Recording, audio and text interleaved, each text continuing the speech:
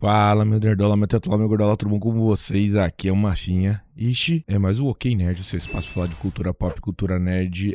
Rapaziadas, voltamos tudo para a nossa série de vídeos aí, rapaziada.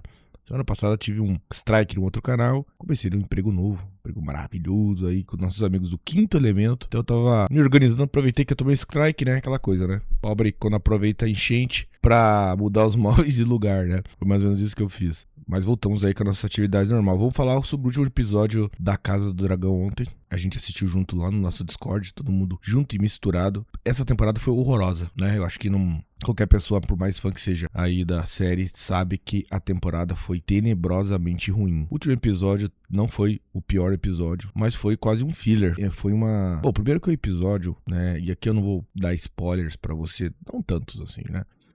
Mas primeiro que o episódio, ele todo é uma preparação para algo que vai acontecer. Peças da guerra são posicionadas e simplesmente não acontece nada. Então, assim, você tem toda uma expectativa, você gera uma expectativa no público. Porra, agora vai, agora a coisa vai deslanchar. E aí você simplesmente termina a temporada, o que fica muito broxante, né? Porque a gente quer ver o que vai acontecer. Quando eles forem gravar a terceira temporada, a gente já não vai mais nem lembrar o que aconteceu agora na segunda. Mesmo porque é preferível esquecer mesmo. Então a gente vai começar a temporada que vem com uma guerra que a gente não tem nem investimento emocional nessa guerra, tá? E isso é um erro de roteiro, assim, primário. Era pra esse episódio de hoje, episódio 8, ele ser, assim, mais ou menos na metade da temporada. Pra gente ter pelo menos as primeiras batalhas. Pra gente começar a ver isso. Como aconteceu, por exemplo, na sexta temporada de Game of Thrones no Batalha dos Bastardos. Então, assim, você não pode preparar um público e não entregar pro público aquilo que ele quer, tá? Você vai perder o público desse jeito, tá? Você tem que entregar aquilo que você tá prometendo. E não falar assim, olha, daqui a 2 anos, quando estrear em 2026, a terceira temporada, a gente vai entregar. Até lá, meu amigo. A gente nem sabe vivo, tá? A gente vai estar. Tem como fazer isso. Alguns tipos de reflexões que eu posso fazer sobre isso. Ontem a gente conversou bastante, depois da gente assistir junto, lá no Discord. E eu digo pra vocês, meus queridos, que o que falta é roteiro. E eu vou tentar ser o mais claro possível dentro da minha ideia do que é um roteiro. Bom, vou começar do começo. Todo mundo sabe que o que importa são histórias, tá? A gente, né, vive um mundo onde você tem realidade virtual, cinema IMAX, você tem televisões de 90 polegadas, 8K, não sei o que, HDR, o caralho 4. Tudo isso é maneiro? Tudo isso é maneiro. Tudo isso é legal? Tudo isso é legal. Maravilha. Mas nós continuamos a mesma espécie que sentava em volta da fogueira ouvindo a história do velho da tribo.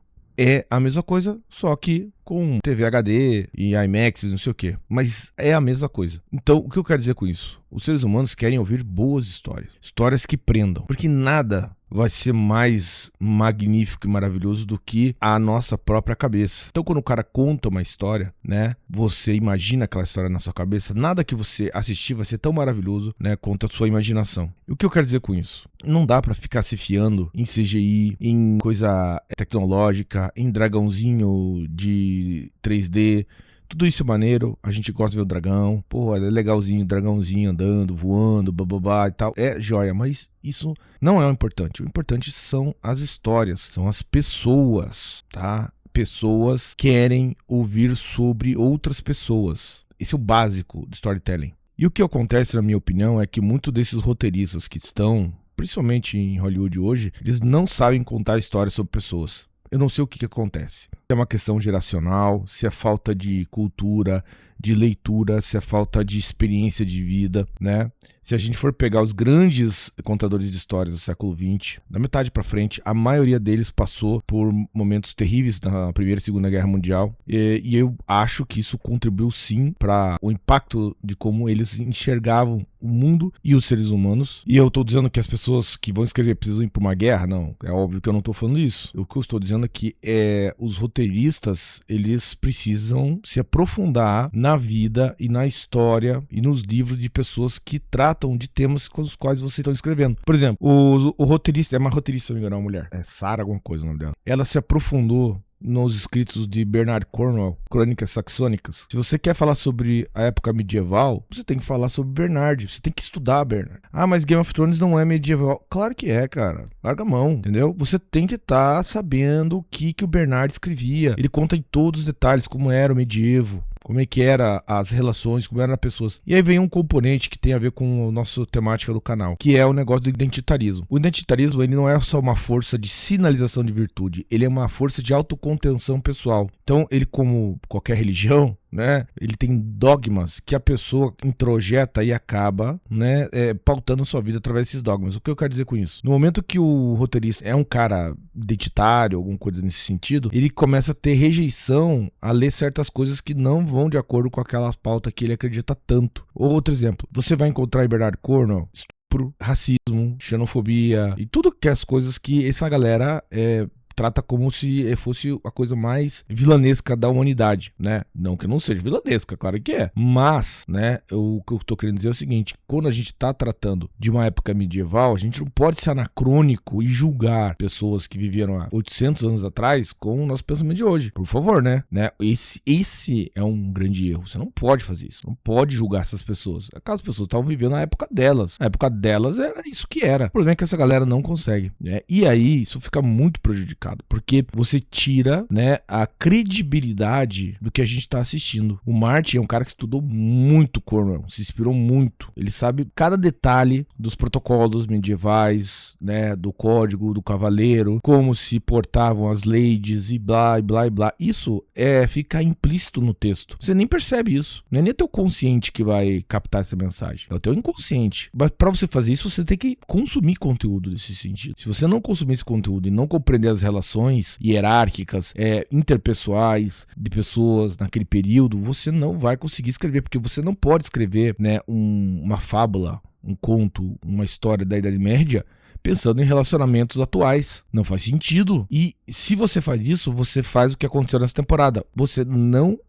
coloca as pessoas dentro da história. Vou dar um exemplo. Game of Thrones, 6 temporadas. A gente tá falando da Batalha dos Bastardos. Quando você tá vendo a Batalha dos Bastardos, tem gigante, tem lobo gigante, tem o caralho A4.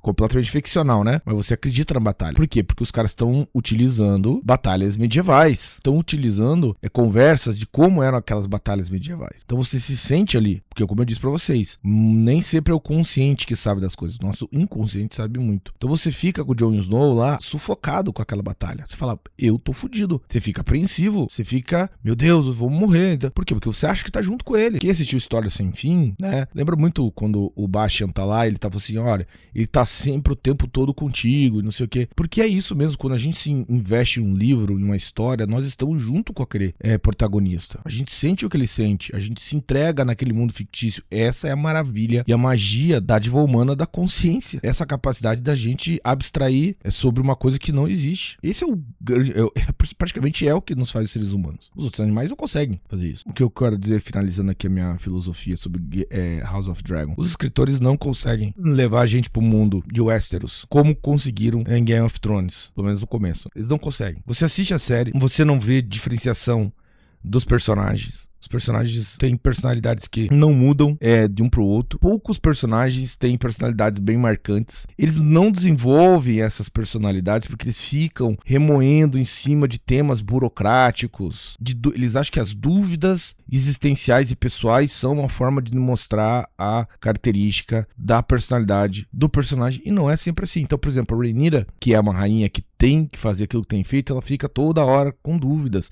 Por quê? Porque eles não querem tratar a Rhaenyra como uma vilã, porque na cabeça deles ela é a mocinha da história. E não é assim que funciona. Em um mundo onde você quer inserir as pessoas. Por quê? Pessoas assim não são verdadeiras. Então, trata lá o Caolho como o grande malvadão, 100% mal, não tem nenhum outro pensamento bom. E a Rhaenyra é 100% boa. E aí, essa é a grande falha, no meu entender, dessa temporada. Torcer para que eles analisem os erros que eles cometeram, né? E traga uma temporada melhor. Aqui pra não ser injusto, finalizando aqui o meu comentário, quando aparece o Lannister lá em Essos, né? Desculpa o spoiler, mas ali você começa a ver o desenvolvimento de uma personalidade de um personagem secundário muito boa. Cara, se você for pegar Game of Thrones e ver a quantidade de personagens secundários com ótimas personalidades e que você se importava, bicho, é um monte de vilões a não vilões. Você se importava com um monte de gente. Você ficava pensando, pô, fulano de tal vai fazer isso, porque eu conheço a personalidade dele, então eu já fico calculando as movimentações dele. É isso que falta nessa série. Todo mundo tem a mesma personalidade. Então o Christian Cole lá, por exemplo, qual é a do Christian Cole? Qual que é a dele? Você sabe qual que é a dele? Eu não sei. Ah, ele tá chateado porque a Rhaenyra...